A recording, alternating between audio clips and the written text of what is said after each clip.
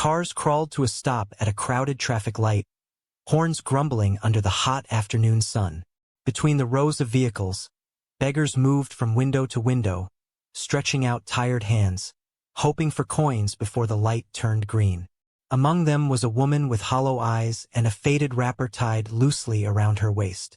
One child clung to her back, while another held tightly to her hand as she walked from car to car.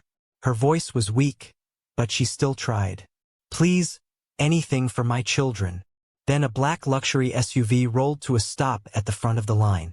Inside the vehicle sat a man who had just returned home after years abroad, a man eager to surprise the family he had worked so hard for. He glanced outside casually, and then he froze, because the woman standing beside his window looked exactly like his wife. The same face, the same voice, the same way she held her children close. But that could not be possible. His wife and children were safe in the village, living in the house he built for them. At least, that was the story he had believed for years. When Chinedu left Nigeria to search for a better life, he placed the people he loved most in the care of his own family. But the day he returned home to surprise them, he discovered a betrayal so deep that it would shake an entire village and force those who wronged his wife to one day kneel and beg for forgiveness. Because the woman begging beside his car might actually be his wife. So how did the wife of a man who sent money from abroad end up begging on the streets with their children? Long before that day at the traffic light, before the begging, before the lies, before the village turned its back on a woman who once fed their children, there was a man named Chinedu. Chinedu was the kind of man elders like to point at when teaching young boys about responsibility. He was hard-working, quiet, disciplined, and above all, deeply devoted to his family. In the busy city where he lived and worked, people knew him as someone who never forgot where he came from. No matter how tight money became, Chinedu always found a way to help someone from his village. If a cousin needed school fees, he helped. If a neighbor's roof collapsed during the rainy season, he contributed money. If a distant uncle fell sick, Chinedu was often the first person people called. Many people said the same thing about him. Chinedu carries the whole village on his shoulders. But the true center of his life was not the village. It was his home. And at the heart of that home was his wife, Amara. Amara was known in both the city and the village for a kindness that seemed to have no limit. She had the kind of heart that made people feel welcome the moment they stepped into her compound. Neighbors often woke up to the smell of soup cooking from Amara's kitchen long before sunrise. Sometimes it was not even for her own family. Many mornings, a poor widow or a hungry child would appear quietly at her door. Amara never chased anyone away. "Come inside," she would say gently. "No one leaves this house hungry." Even when Chinedu complained jokingly one evening, she only laughed. "Amara," he said, shaking his head as he watched her pack food into bowls. "One day you will feed the entire city and leave nothing for me." She looked at him playfully. "And will you complain if your wife feeds people who are hungry?" Chinedu sighed and smiled. "No," he admitted. "I married a woman with a soft heart. Their children adored her. Neighbors respected her. Even the elderly women in the village often praised her character. Whenever her name came up in conversation, the elders would say, 'A good wife builds the home even when the husband is far away.'" But inside Chinedu's extended family, not everyone shared that admiration. 3 people in particular watched Amara differently. The first was Emeka, Chinedu's elder brother. Emeka believed the world owed him something. As the first son of the family, he expected respect, wealth, and authority. But life had not turned out the way he imagined. While Chinedu worked tirelessly and slowly built success, Emeka drifted from one failed business to another. Each time Chinedu sent money home, Emeka felt something tightening in his chest. Jealousy. Though he never said it openly, he believed something that poisoned his thoughts. This should have been my life. The second person was Ngozi, their younger sister. Unlike Emeka, Ngozi did not begin with bitterness in her heart, but she admired her elder brother too much.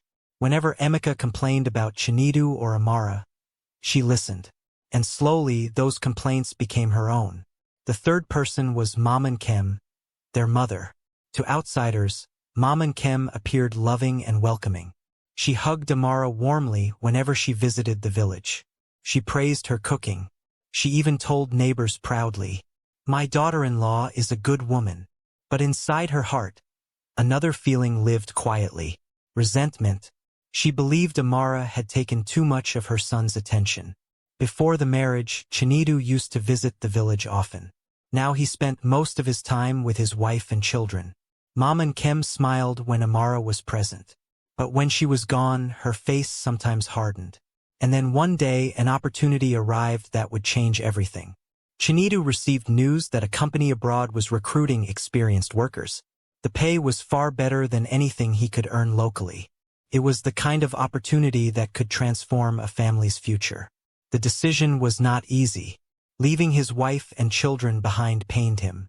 But the dream of giving them a better life pushed him forward. One evening, as the sun dipped behind the houses and the sky turned orange, Chinedu sat with Amara in the small courtyard outside their home. The children played nearby. He held her hand quietly. "Amara," he said softly. She looked at him. "I received the final confirmation today." She understood immediately. "The job abroad?" He nodded. Amara was silent for a moment. Not because she doubted him, but because she knew what this meant. Distance. Loneliness. Years of waiting. Chinedu squeezed her hand.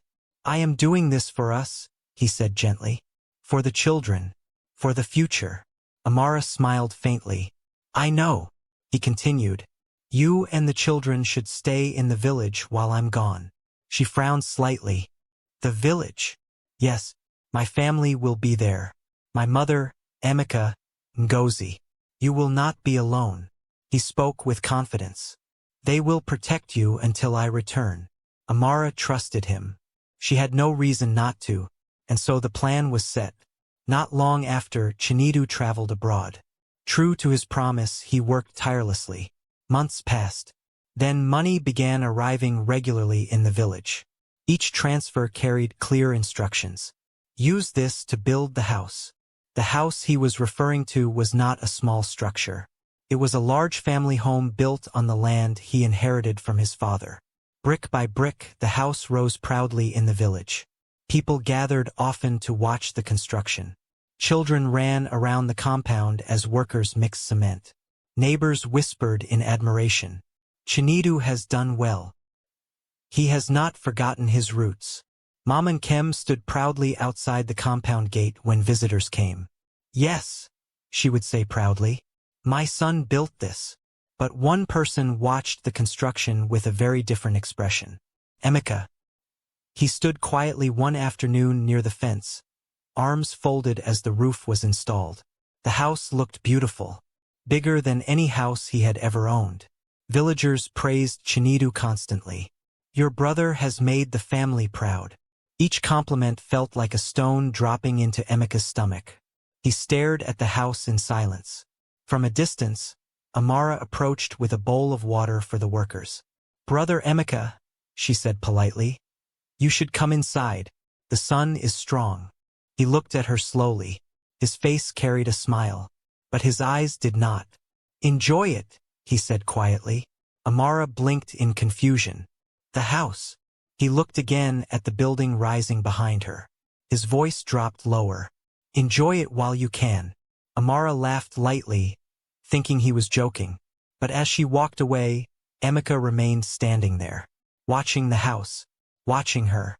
And in that moment, something dark had already begun forming in his heart. Months passed after Chinedu left the country. First, everything seemed peaceful. True to his word, Chinedu sent money home regularly. Every few weeks, another transfer arrived. Each time, he would call Amara late at night despite the time difference. "How are the children?" he would ask.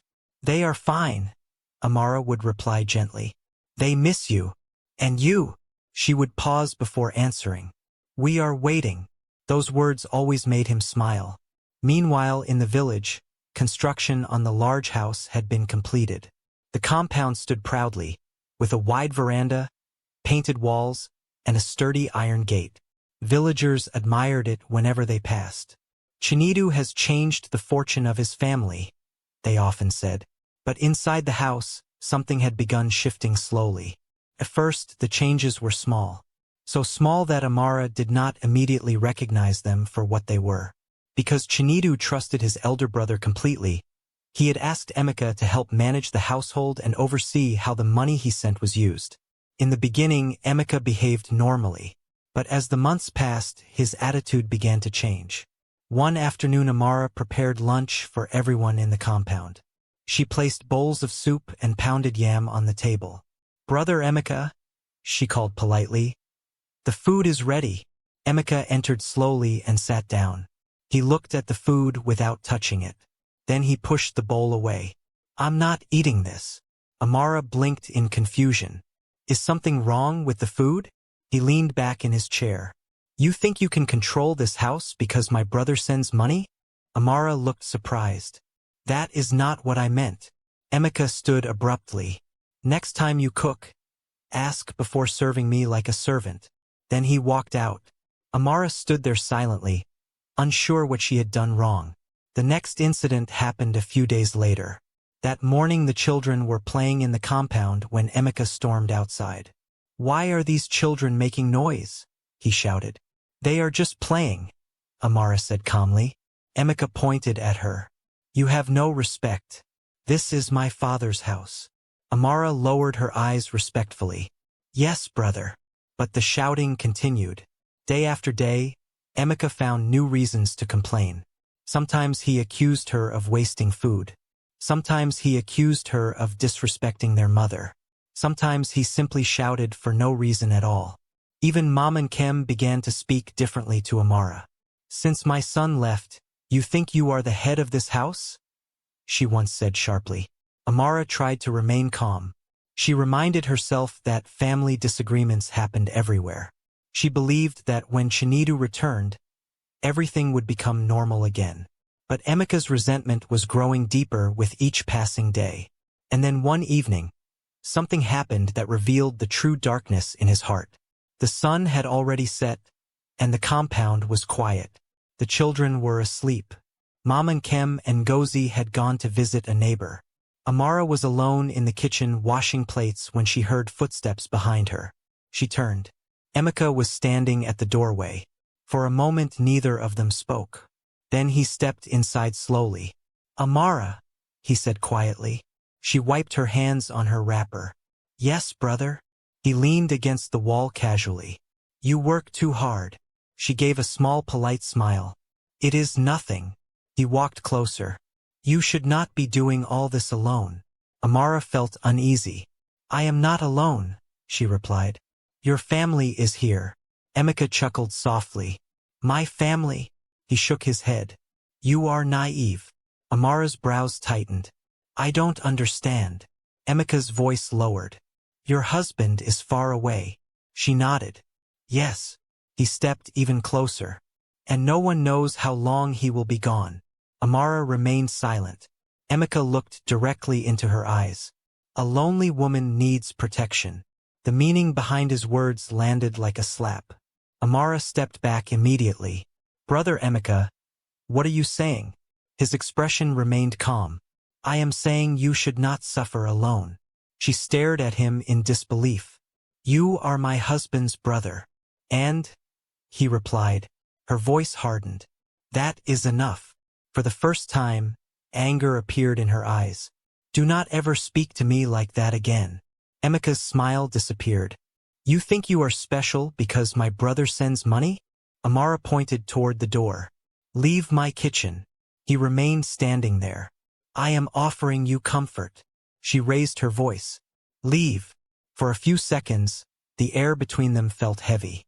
Then Emeka laughed quietly. "You will regret talking to me this way." Amara folded her arms. "I fear only God." Emeka walked toward the door, but before leaving he turned back. His voice was colder now. "You just made a very big mistake." Then he walked out. That night Amara barely slept. She hoped the incident would never happen again.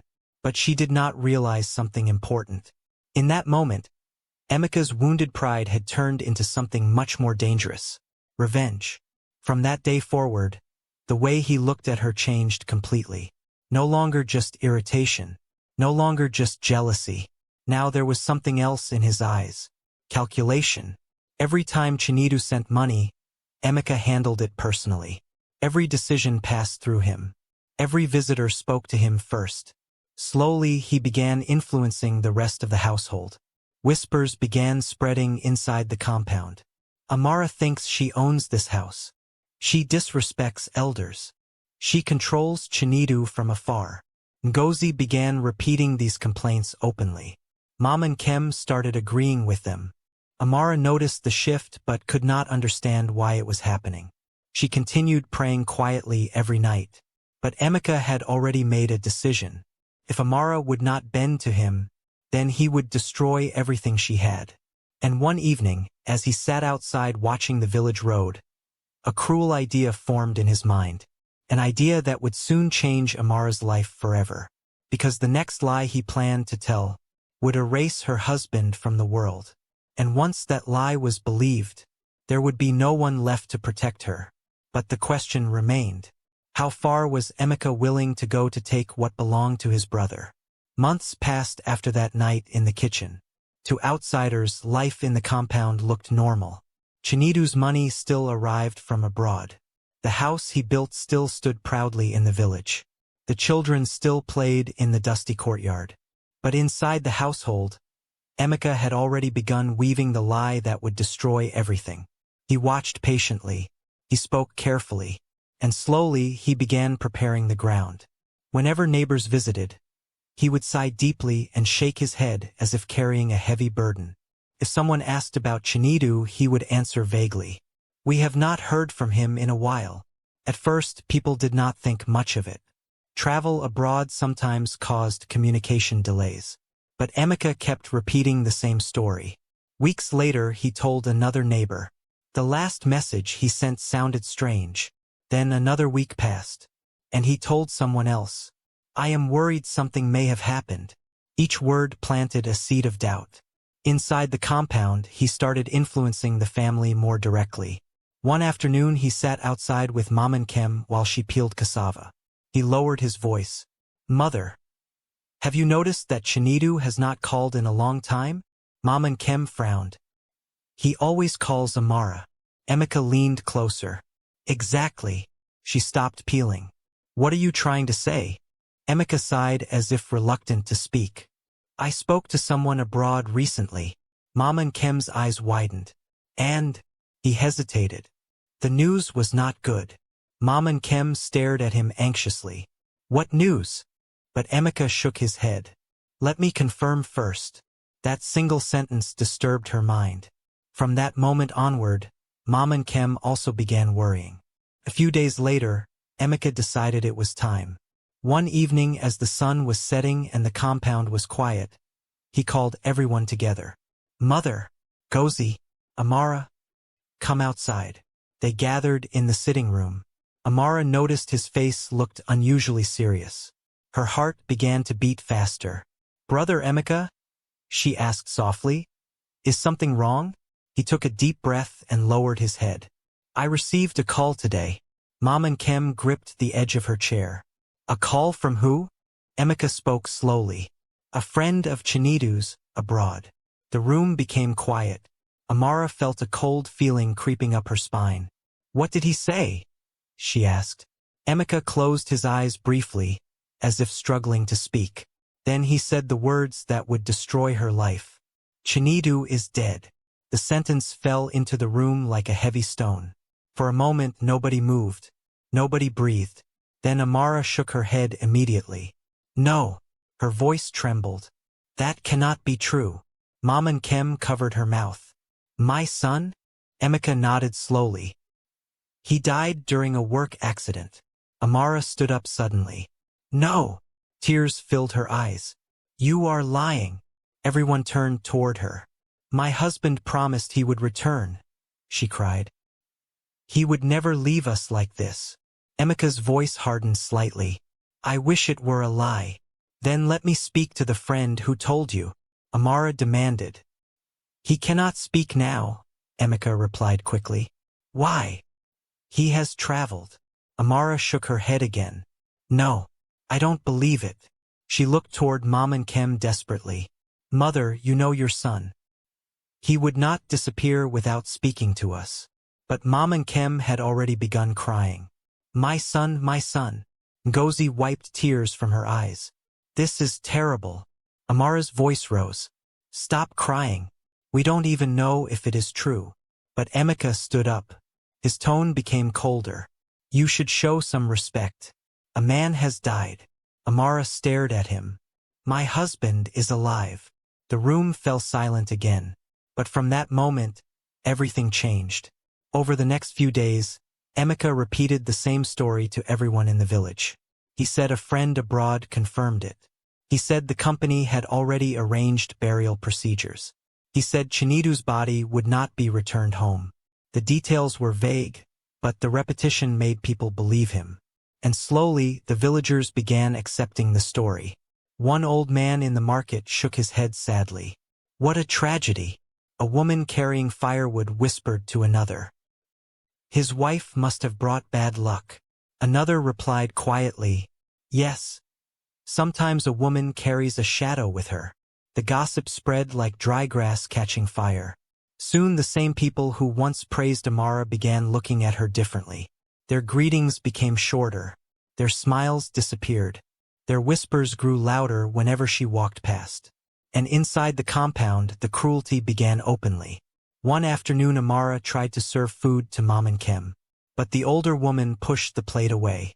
Take it away. Amara looked confused. Mother! Mom and Kem's eyes were filled with bitterness. You killed my son. Amara gasped. How can you say that? Mom and Kem pointed at her angrily. Ever since you entered this house, misfortune has followed. Ngozi nodded beside her. It is true. Amara looked at them in disbelief. I loved him more than my own life. But the accusations continued. Day after day they called her terrible names. Bad luck. Witch. Cursed woman. Sometimes the insults happened in front of her children. The little boy once asked quietly, Mama, what is a witch? Amara hugged him tightly. Do not listen to them. But the situation only grew worse. Soon even the villagers joined the accusations. Whenever Amara went to the market, people whispered loudly enough for her to hear. That is the woman whose husband died mysteriously. Another woman said, I heard she practices dark things. Someone else added, no wonder the man died abroad. The pain of those words cut deeply. And in that village, one old proverb slowly became reality. In a village where lies travel faster than truth, even the innocent must fight to breathe. Inside the compound, the cruelty became unbearable. Sometimes Amara was denied food. If she cooked, they accused her of poisoning the meal. Her children were insulted whenever they played outside. One afternoon, Ngozi slapped the older child. Do not touch my things. The boy ran to his mother crying. Mama, why do they hate us? Amara could not answer. She only held him close while tears ran silently down her face. But Emeka was not finished. One evening he gathered the family again. His voice was firm. This cannot continue. Mom and Kem nodded. Yes. Ngozi folded her arms. What do you mean? Emeka pointed toward Amara. This woman is cursed. Amara looked up slowly. You have taken everything from us? He continued coldly. Our brother is gone. Mom and Kem began crying again. My son. Emeka raised his voice. And now the spirit of death sits inside this house. Amara's heart pounded. Brother Emeka, please. But he interrupted her sharply. A cursed woman cannot live in my brother's house. The words echoed in the room. Amara felt as if the ground had disappeared beneath her feet. You cannot send us away, she said weakly. This is my husband's house. Emeka laughed harshly. My brother is dead. She shook her head desperately. He is alive. But nobody listened. That night the decision was made. The moon hung high in the sky when Emeka finally carried out his plan. Amara was inside the small room she shared with her children when loud banging shook the door. "Come out." She opened it nervously. Emeka stood there with Ngozi and Mama Nkem behind him. "Pack your things," he said. Her voice trembled. "Where will we go?" "That is not my concern." Tears filled her eyes. "Please. These are your brother's children." Emeka grabbed a small bag and threw it outside. "Leave." The children began crying. "Mama, what is happening?" Amara knelt and hugged them. "We will be okay." But the truth was, she had nowhere to go. Under the cold moonlight, Emeka dragged their few belongings out of the house. Neighbors watched quietly from their compounds. No one stepped forward. No one defended her. Within minutes, Amara and her children were standing outside the gate of the very house Chinedu had built for them. Emeka slammed the gate shut. The loud metal sound echoed through the silent village. Amara stood there holding her children. Homeless, rejected, accused of killing the man she loved. And as the night wind blew dust across the empty road, one painful question remained in her heart. Where could a woman go when the people meant to protect her had become her enemies? If you believe no mother and child should ever be treated this way, take 1 second to like this video. Sometimes a simple like help stories like Amara's reach more people who need to hear them. The night Amara and her children were thrown out of the compound was long and cold. For hours she sat by the roadside outside the village, holding her children close as they cried themselves to sleep against her shoulders. The moon hung quietly above the trees. From a distance she could see the roof of the house Chinedu had built. The same house where she once cooked meals for the family, laughed with neighbors, and waited for the day her husband would return home. Now the gate was closed to her. She was no longer welcome. The younger child stirred in her arms. "Mama, are we going home?" Amara swallowed the lump in her throat. "Yes," she whispered softly, but she did not know where that home would be. Before sunrise, she made a decision. Remaining in that village meant more humiliation, more insults, more accusations she could not fight. There was only one person she could turn to, her best friend, Ifeoma. Years earlier, Ifeoma and Amara had lived close to each other in the city. They shared food, secrets, laughter, and dreams about the future. Ifeoma had once told her, "No matter what happens, my house will always be open to you." Remembering those words gave Amara enough courage to stand up. With one small bag of clothes and 2 tired children beside her, she began the long journey to the city. The road was dusty. The sun rose slowly. Villagers passed by on motorcycles, some glancing at her with curiosity. Others looked away completely. By afternoon she reached the motor park and boarded a crowded bus heading toward the city. Her children slept against her shoulders as the vehicle rattled along the highway. She stared out the window quietly. Somewhere far away, her husband was working hard for them. If only he knew what had happened. Hours later, the bus finally arrived in the noisy streets of the city. The noise was overwhelming. Horns blaring, traders shouting, motorcycles weaving through traffic. Holding her children tightly, Amara walked through the busy market area until she reached the street where Ifeoma lived. Her heart beat faster with every step. Finally, she reached the small compound. She knocked on the door. A few seconds later, it opened. Ifeoma stood there, staring in shock. "Amara?" Tears immediately filled Amara's eyes. "My sister." Before she could finish speaking, Ifeoma rushed forward and hugged her tightly.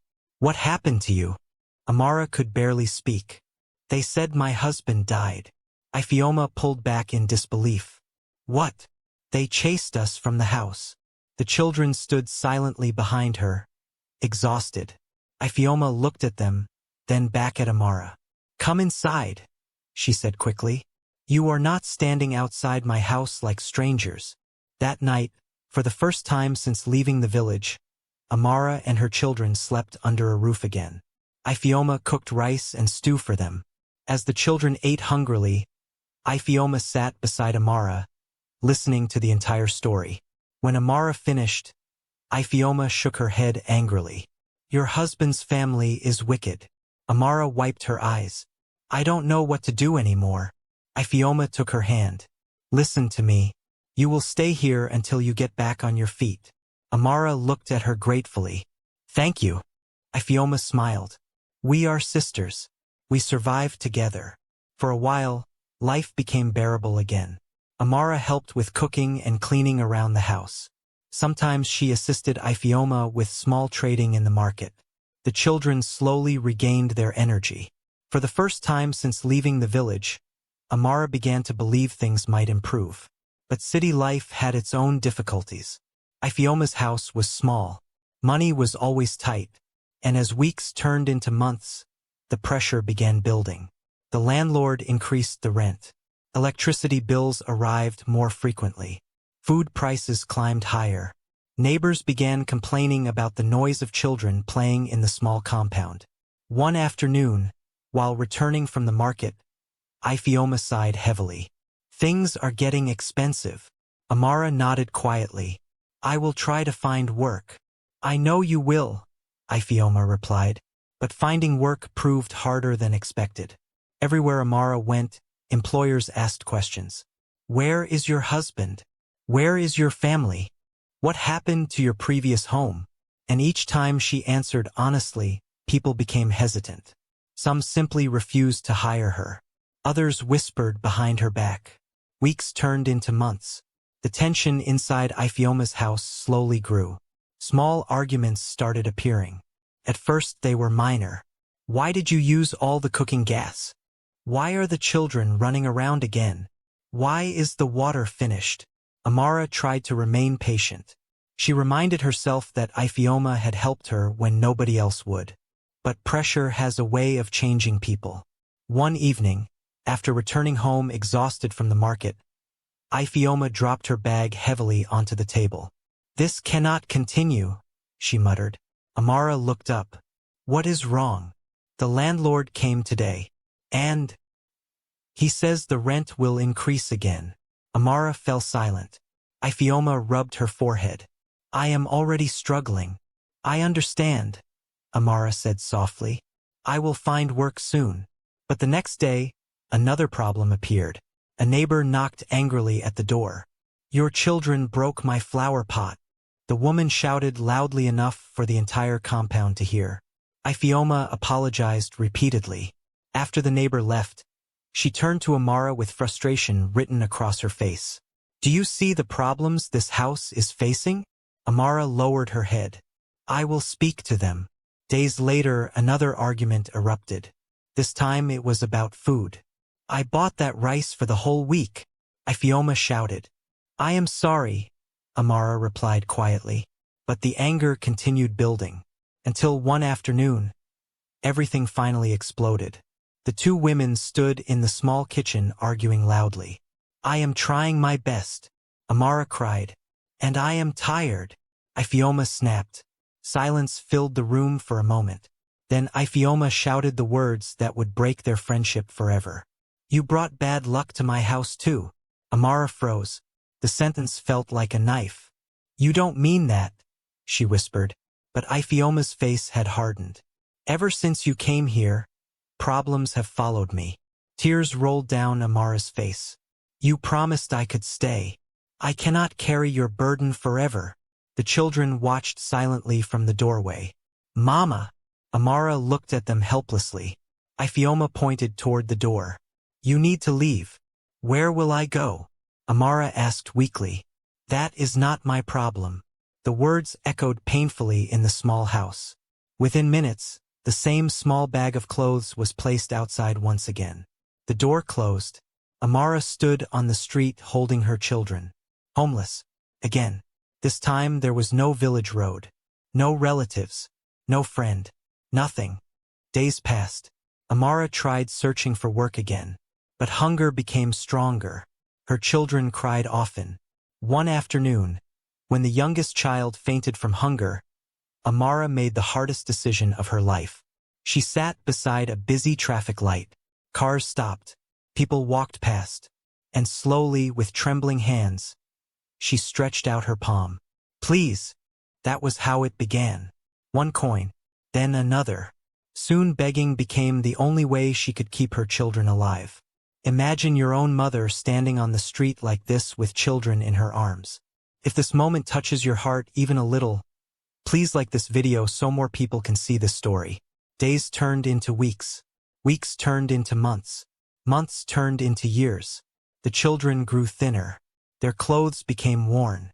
But Amara never stopped believing one thing. Every night before they slept on the roadside, she would pull them close and whisper the same words. "Your father will come back for us one day." The children listened quietly, and somewhere far away, the man she spoke about was still alive, working, saving, and preparing to return home, completely unaware that the family he left behind was now surviving on the streets. Years passed. Far away from the dusty streets where Amara struggled to keep her children alive, life had taken a very different turn for Chinedu. What began as a difficult journey abroad had slowly turned into success. The first year had been hard. He worked long hours in a factory, often sleeping only a few hours before returning to work again. The cold weather was harsh, the language unfamiliar, and loneliness followed him everywhere. But each time he felt exhausted, he reminded himself why he left home. His wife, his children, their future. Every month he sent money home faithfully. Sometimes he would stare at pictures of Amara and the children on his phone before sleeping. Just a few more years, he would whisper to himself. Gradually, his hard work paid off. He received promotions. His salary increased. He moved into a better apartment. He began saving enough money to secure a comfortable future for his family. Through it all, he believed everything back home was going well. Whenever he called, the stories sounded normal. His brother Emeka always assured him, "Everything here is fine. Your wife and children are safe." Sometimes when Amara's phone did not go through, Emeka explained it away. "The network is poor here." Or he would say, "She has gone to visit neighbors." Chinedu trusted him.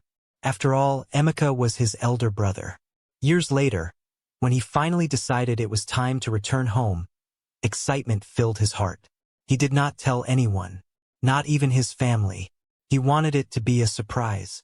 As the plane descended toward Nigeria, he stared through the window at the familiar landscape below. Green fields, scattered houses, the warm sunlight he had missed for so long. A smile spread across his face. "I'm coming home," he murmured softly. After landing and finishing the necessary formalities, he stepped outside the airport carrying a single suitcase. The warm air hit his face immediately. It felt different from the cold country he had just left behind. Alive, busy, familiar. He rented a car and began the journey toward his village. Along the road he admired the changing scenery. Bustling markets, roadside traders, motorcycles weaving between cars. Everything felt vibrant. His mind filled with images of what would happen when he finally reached home. He imagined Amara opening the door. At first she would be confused, then shocked. Then she would run into his arms. The children would shout happily. He laughed quietly to himself as he drove. This will be the best surprise of their lives. After driving for several hours, he entered the outskirts of the city that lay between the airport and his village. Traffic thickened. Cars slowed. People crowded the sidewalks. Eventually he approached a busy intersection where the traffic light turned red. Vehicles lined up across several lanes. Chinedu stopped his SUV and leaned back in his seat. Street vendors moved between the cars selling bottled water and snacks. Beggars followed behind them, tapping gently on windows. He barely noticed them at first. After living abroad for years, scenes like this were not unusual. But then someone appeared beside his window. A woman. She held a small child on her back while another thin boy stood beside her gripping the edge of her wrapper. Her voice was weak as she spoke. "Please, sir, help us." Chinedu glanced toward the window absent-mindedly, and then his entire body froze. The woman standing there looked painfully familiar. Her face was thinner, her clothes worn, her eyes tired, but something about her features struck him instantly. The shape of her eyes, the curve of her cheek, the way she held her child protectively. His heart skipped. For a brief moment, A strange thought crossed his mind. Amara? But he quickly shook his head. No, he whispered to himself. That was impossible. His wife and children were safe in the village, living in the house he had built, protected by his family. The traffic light turned green. Cars behind him began honking impatiently. The woman moved to the next vehicle. Chinedu slowly pressed the accelerator and drove forward. But as he continued along the road, his mind kept returning to the same image. The woman's face, the children beside her, the strange familiarity he could not ignore. He tried to reason with himself. It cannot be her. Years had passed. Amara would never be begging on the street. She was living comfortably in the village. He had sent enough money to take care of them. Still, the thought lingered.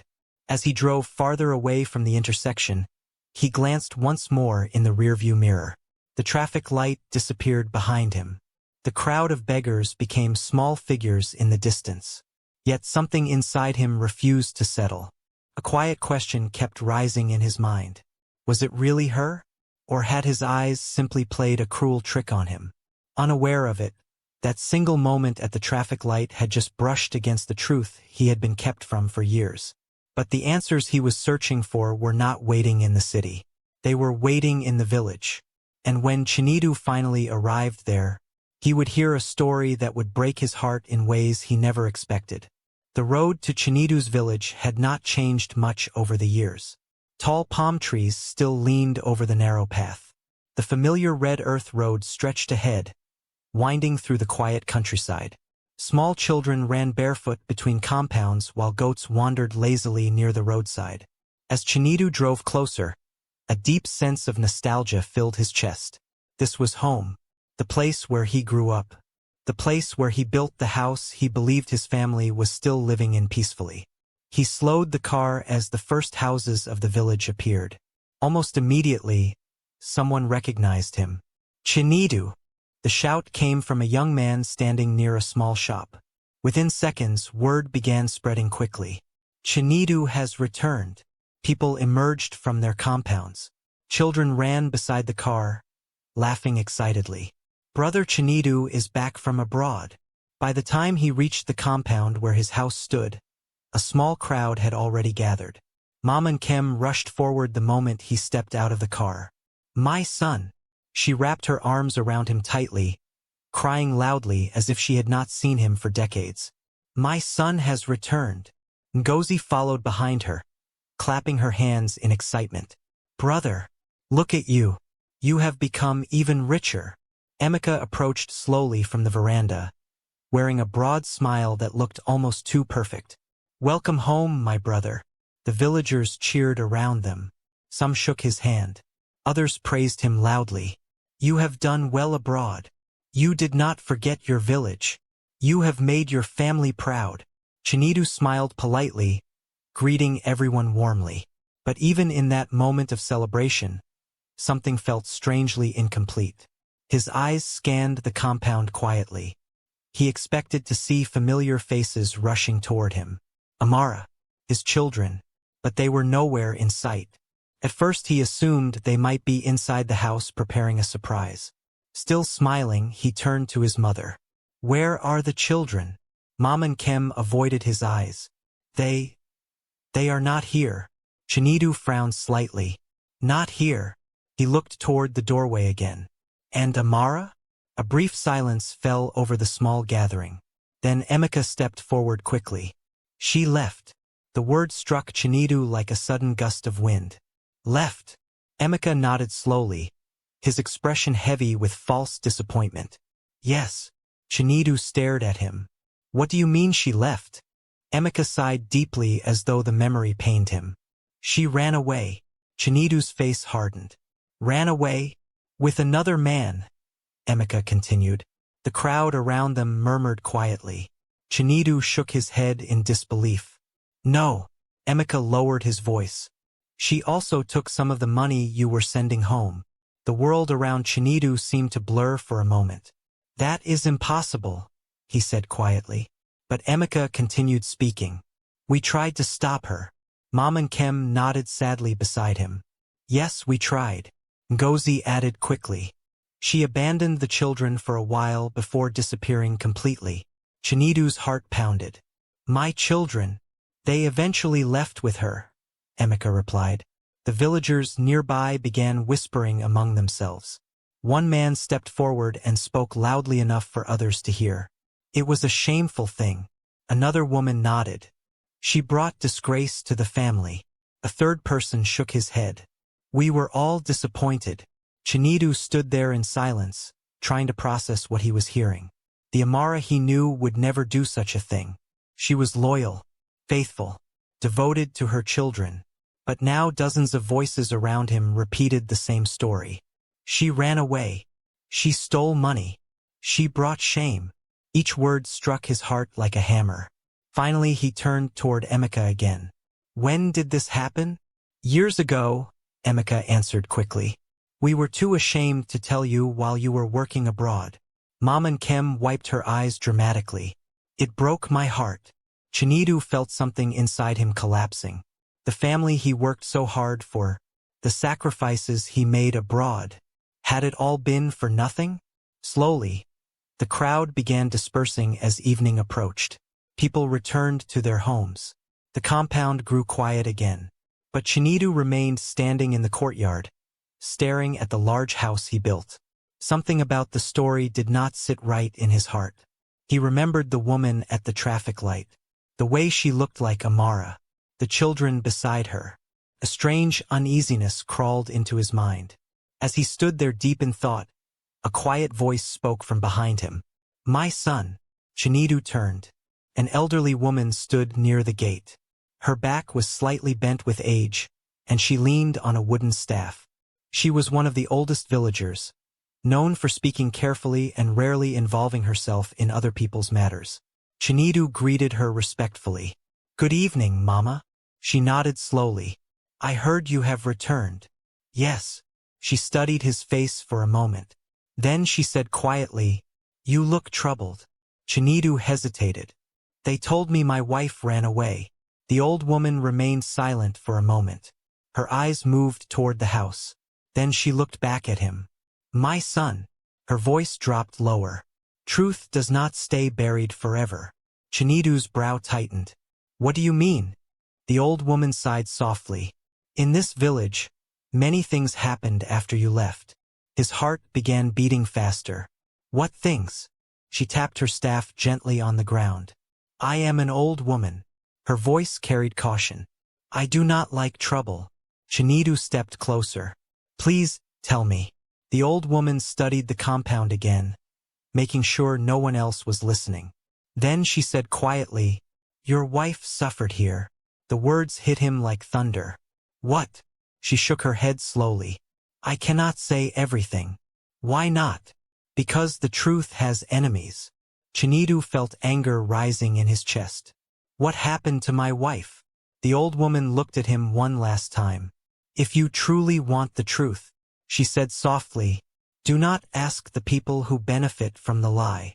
Then she turned and slowly walked away down the dusty path.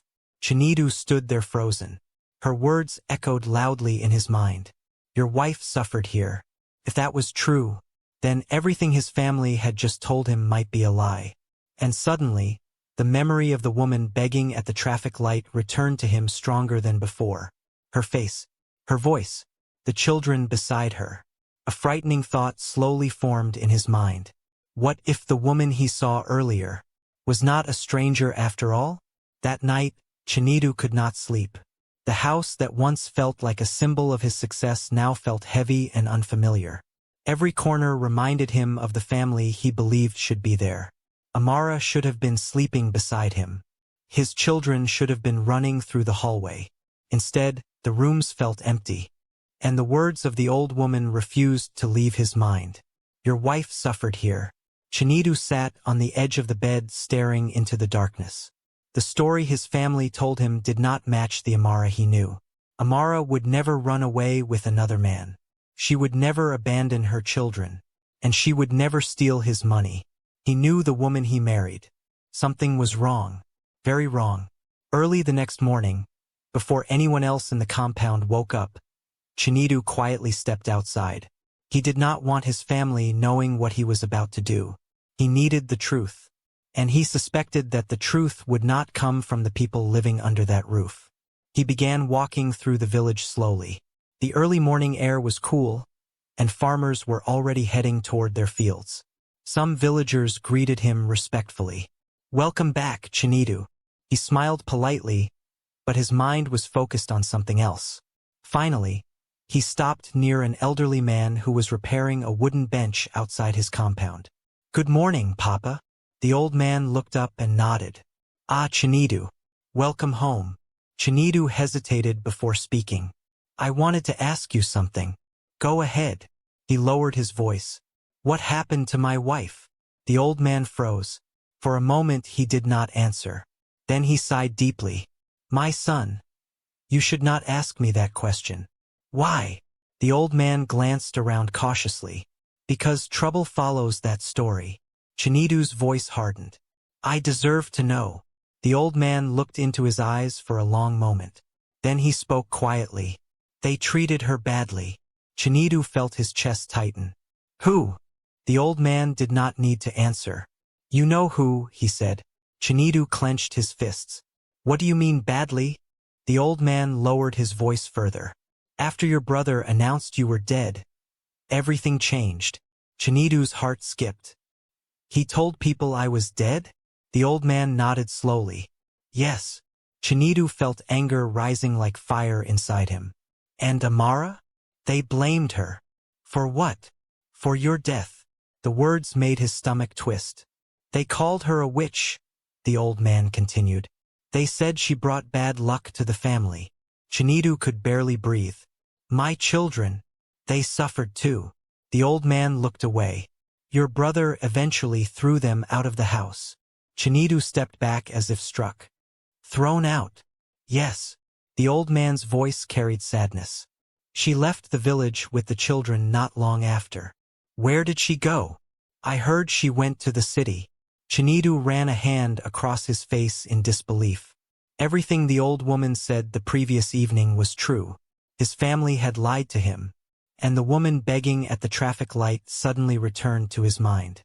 The resemblance, the children, the voice. His heart began pounding again. Later that day he spoke with 2 more villagers quietly. Each story matched the last. They told him about the insults, the accusations, the hunger, and finally the night Amara and the children were thrown out. With every detail he learned, his anger grew stronger. But alongside the anger came something worse. Guilt. He had trusted the wrong people. While he was working hard abroad, the woman he loved had been suffering alone. "Where is she now?" he asked one of the villagers desperately. The man shook his head. "No one knows." The words hit him like a wall. Chinedu returned to his car later that afternoon with his mind racing. He could not stay in that village. Not until he found his family. He started the engine and began driving back toward the city. The road stretched ahead, but his thoughts were filled with regret. "Amara, where are you?" Hours later, traffic began slowing as he approached a familiar intersection. The same busy traffic light, the same crowd of vendors and beggars. And suddenly his heart skipped again, because standing between the rows of cars was the same woman he had seen earlier. Her clothes were worn, her face tired. A child clung to her back. Another small boy walked beside her. This time, Chinedu did not look away. His hands tightened on the steering wheel. The traffic light turned red. Cars stopped, and the woman began moving slowly between the vehicles. His breathing grew heavier. Could it really be her? He made a decision. Instead of driving away like before, he turned off the engine. Then he opened the door and stepped out of the car. The sound of horns and traffic filled the air around him. The woman continued moving between the vehicles, unaware that someone was walking toward her. Chinedu's heart pounded louder with every step. "Amara!" The name barely escaped his lips. The woman paused. Slowly, very slowly, she turned around. For a moment, neither of them moved. Her face looked thinner than he remembered. Her eyes carried years of suffering. But it was her. It was truly her. Amara stared at him as if she were seeing a ghost. Her lips trembled. Chinedu? The small boy beside her looked up at the man standing in front of them. His eyes widened in confusion. Then he tugged gently on his mother's wrapper. "Mama," he whispered softly. "Is that father?" The words broke something inside Chinedu. Before Amara could say anything else, he stepped forward and pulled her into his arms. For several seconds, she did not move. Then suddenly her entire body began shaking with tears. "You're alive," she cried. "Yes," he said softly. "I'm here." The children stared at him uncertainly. Chinedu knelt down and opened his arms toward them. "Come here." The little boy hesitated, but then he ran forward and hugged him tightly. "Father!" The younger child followed, clinging to his leg. Tears streamed down Chinedu's face as he held them. "I'm so sorry," he whispered. Amara looked up at him through her tears. "Where have you been?" "I came back to surprise you." Her voice broke. "They said you were dead." Chinedu shook his head slowly. "They lied." For a long moment, the family simply stood there in the middle of the noisy intersection, holding each other as the world continued moving around them. Cars honked. People shouted. Traffic lights changed. But none of it mattered, because after years of separation, a broken family had finally found each other again. Yet the pain of everything Amara had suffered was still fresh. And Chinedu knew one thing for certain. The people responsible for destroying his family would soon face the truth they had tried so hard to hide. The reunion at the traffic light changed everything. After the tears settled and the shock slowly faded, Chinedu led Amara and the children back to his car. The children stared around in amazement as they sat inside the vehicle. It had been a long time since they had been inside a car. The youngest child ran his fingers across the leather seat as if it were something magical. Chinedu glanced at them through the rearview mirror. His chest tightened. These were the same children he had worked so hard to provide for. Yet they had spent years begging on the street. Amara sat quietly beside him, still trying to process the miracle of seeing her husband alive again. Neither of them spoke for a long time as the car moved through the busy city. Finally, Amara whispered softly, "They told everyone you died." Chinedu nodded slowly. "I know." Her voice trembled. "Your brother said someone called from abroad." Chinedu gripped the steering wheel tighter. "That was the lie that destroyed everything." Amara looked down at her hands. "They called me a witch." His jaw tightened. "They starved us." Chinedu felt anger rising inside him like a storm. "They threw us out of the house you built." For a moment he could not speak. But then he reached across the seat and gently held her hand. "That will never happen again." That same evening, he rented a small apartment in the city so Amara and the children could rest safely. For the first time in years, the children slept on proper beds. But while peace slowly returned to Chinedu's family, something very different was happening in the village. News travels quickly in a village, sometimes faster than the wind. Only 2 days after the reunion, someone who had seen Chinedu in the city brought the story back to the village. "I saw him," the man told a group gathered at the roadside shop. "Chinedu?" "Yes. And he was not alone." The villagers leaned closer. "He was with Amara." The entire group fell silent. "Impossible," one man said. "They said she ran away." The messenger shook his head. "I saw them with my own eyes." Within hours the story reached the compound. Emeka was sitting outside drinking palm wine when a young boy ran into the yard. "Brother Emeka, what is it?" "Chinedu has found his wife." The cup of palm wine froze halfway to Emeka's mouth. "What did you say?" "They say he found her in the city." The boy continued speaking, unaware of the fear spreading across Emeka's face. "They say she has been begging on the streets with the children." The cup slipped from Emeka's hand and shattered on the ground. For a moment he said nothing, but inside his mind, panic exploded. If Chinedu discovered the truth, everything would collapse.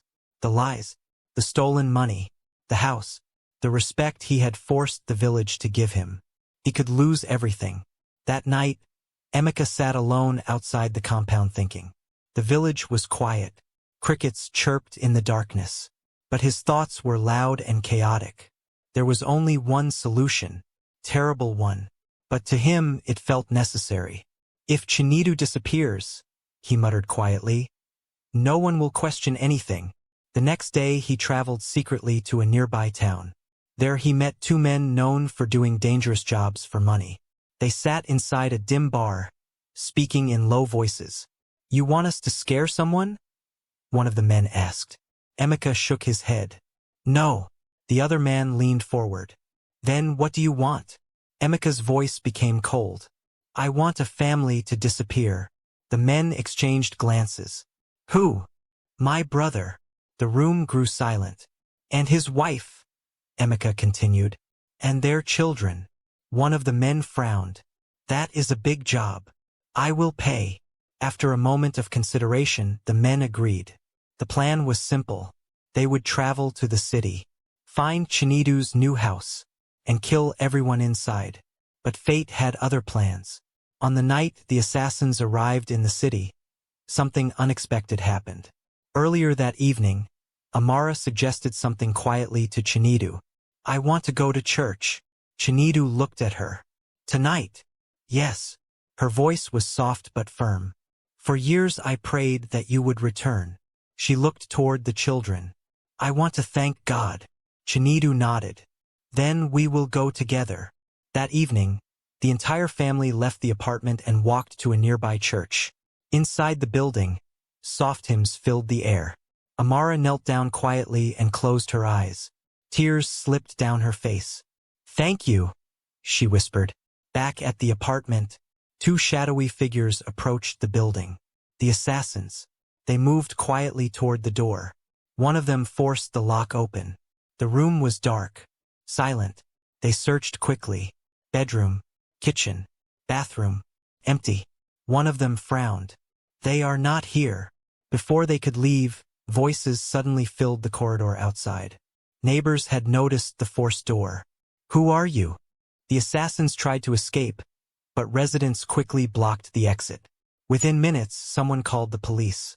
The men were arrested on the spot. At the police station, the officers questioned them repeatedly. At first, the assassins refused to speak. But eventually one of them broke. We were paid. Paid by who? The man hesitated. Then he said the name. Emeka. The police officer looked up sharply. Your brother. The assassin nodded. He paid us to kill his brother and the entire family. The police moved quickly. That same night, officers traveled to the village. Emeka was asleep when loud knocking shook the compound gate. Police! Within minutes he was dragged outside in handcuffs. The entire village gathered in confusion. What happened? Why are they arresting him? The police officer spoke loudly so everyone could hear. This man hired killers to murder his brother. Gasps filled the crowd. Mom and Kem collapsed onto a chair in shock. But the truth did not stop there. As the investigation continued, more details emerged. One of the villagers finally revealed the secret that had started everything years earlier. He tried to force himself on Amara. The crowd fell silent. The man continued speaking. When she rejected him, he became angry. Another woman nodded slowly. That was when the lies began. The police officer turned toward Emeka. So the entire story about your brother dying. Emeka lowered his head. It was a lie. And the accusations against Amara? Also lies. The officer shook his head. You destroyed an innocent woman's life because she refused you. The villagers stared at Emeka in disbelief. The truth that had been buried for years was now standing in the open. And the man who had once controlled the entire story was now being taken away in handcuffs. The news of Emeka's arrest spread through the village faster than a harmattan wind. By sunrise the next morning, everyone had heard the story. The lies, the accusations, the attempt to kill his own brother, and the truth about what had really happened to Amara. People gathered in small groups across the village square, whispering in disbelief. I cannot believe it. So all these years we blamed an innocent woman? One elderly man shook his head slowly. The truth has finally spoken. Another woman covered her face with her wrapper in shame. We called her a witch, and she did nothing. Soon the entire village began realizing something painful. They had all played a part in Amara's suffering. Some through lies, others through silence. But none of them had defended her. According to the elders' folktales, sometimes the worst evil is not the lie itself, but the silence of the people who know the truth. If you believe silence can destroy innocent lives, let your voice be heard by liking this video. Meanwhile in the city, Chinedu and Amara were still unaware of the full storm unfolding back in the village. They had spent the past few days trying to rebuild the pieces of their broken lives. The children were slowly adjusting to a normal routine again. They laughed more. They slept peacefully. But one afternoon, Chinedu received a call from a police officer. "Are you Chinedu?" "Yes. This is the police station calling regarding your brother, Emeka." Chinedu's face tightened. "What about him?" "He has been arrested." "Arrested? For hiring men to kill you and your family?" Chinedu fell silent. The officer continued. "The suspects confessed. Your brother organized the attack." Amara, who was sitting nearby, looked up anxiously. "What happened?" she asked. Chinedu lowered the phone slowly. "Emeka has been arrested." Amara's eyes widened. "Why?" "For trying to kill us." She covered her mouth in shock. The officer's voice came through the phone again. "We also discovered more information about what happened years ago." Chinedu listened quietly. Then his face slowly darkened. When the call ended, Amara looked at him nervously. "What else did they say?" Chinedu hesitated. "They said the villagers finally revealed the truth." Her heart began beating faster. "What truth?" He looked directly into her eyes. "That Emeka tried to force himself on you." Amara closed her eyes slowly. She had buried that memory for years. But now the truth had finally been spoken aloud. "And when you refused him," Chinedu continued quietly, "he destroyed your life." Tears slipped down Amara's cheeks. "I never told you because I did not want to create conflict between brothers." Chinedu reached for her hand. "You protected our family." His voice trembled slightly. "And they punished you for it." A few days later, something unexpected happened. A group of villagers traveled to the city.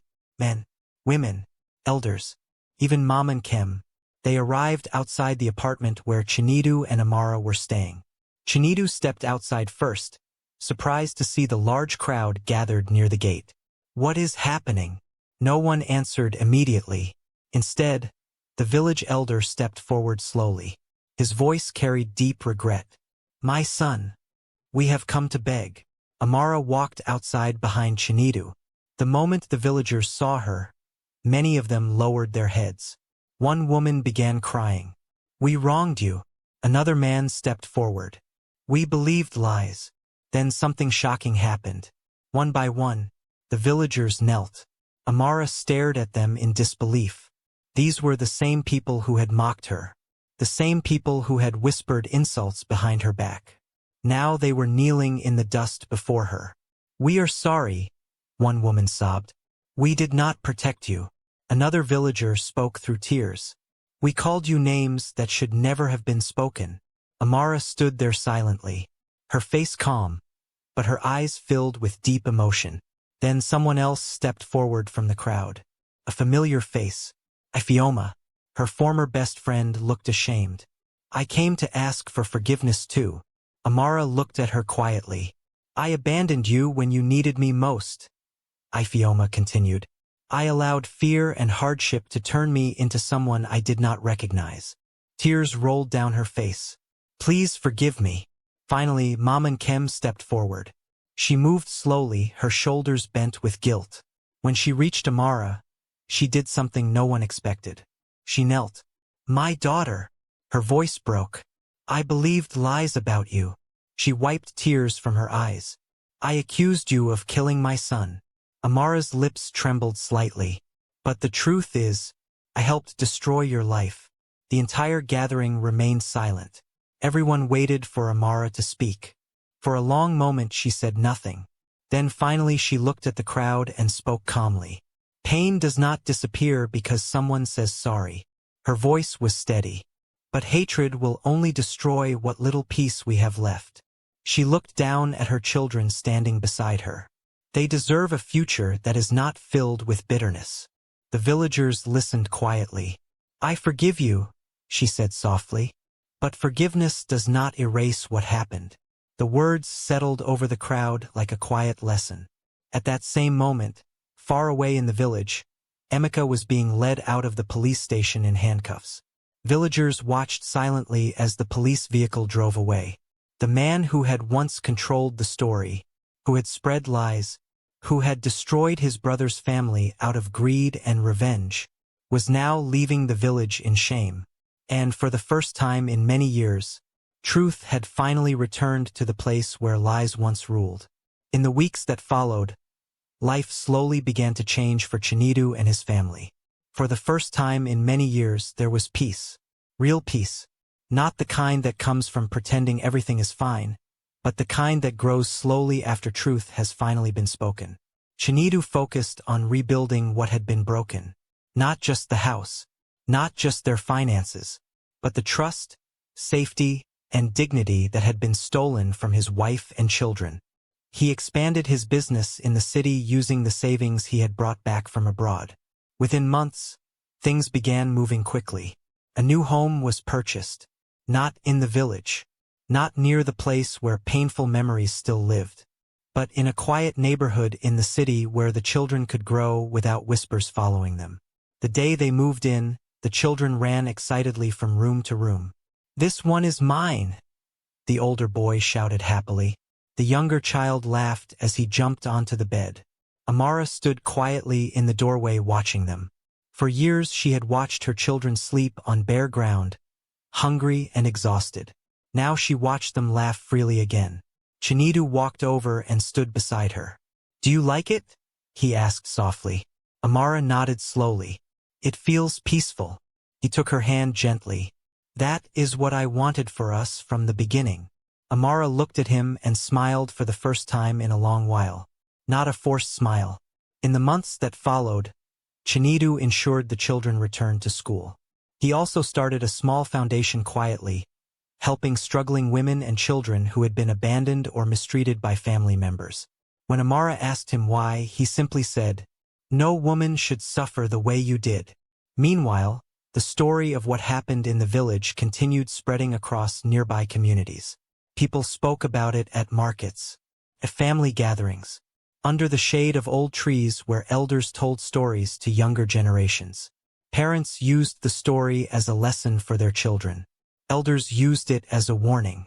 They spoke about greed, about lies, about how jealousy can destroy families, and about how truth eventually returns no matter how long it is buried. Whenever someone mentioned the story, an elder would often end the conversation with a quiet proverb. A lie may sit proudly in the village square for years, but the day truth arrives, even the loudest liar must bow his head. And so the story of Chinedu, Amara, and the betrayal that almost destroyed their family became something more than just a tragedy. It became a lesson, a reminder, a warning told from one generation to the next. Years later, when people in that region spoke about betrayal, forgiveness, and the power of truth, the story of Chinedu and Amara was often remembered. Not because it was the most shocking story the village had ever heard, but because it revealed something many people try to ignore, that the greatest harm does not always come from strangers. Sometimes it comes from the very people we trust the most. A brother's jealousy destroyed his own family. A village allowed gossip to replace truth. Friends turned away when compassion was needed most.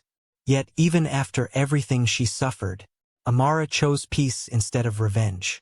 She chose to rebuild her family instead of carrying bitterness for the rest of her life. And that choice changed the ending of a story that could have been filled with endless hatred. The elders of the land often repeat a proverb when telling this story to younger generations. They say, "A lie may walk proudly through the village, but truth will one day arrive on horseback. And when truth finally arrives, no door can keep it out. But the question that remains is one only the heart can answer. If you were Amara, after everything she endured, would you have forgiven them? Drop your answers below in the comments section. We read everything. If the story touched your heart, Don't just watch and leave quietly. Like the video and subscribe so stories like this continue to reach people who need to hear them, and you can also share this story to friends and family so they don't repeat the same mistakes Emeka, Mom and Kem, Ngozi, and Ifeoma made.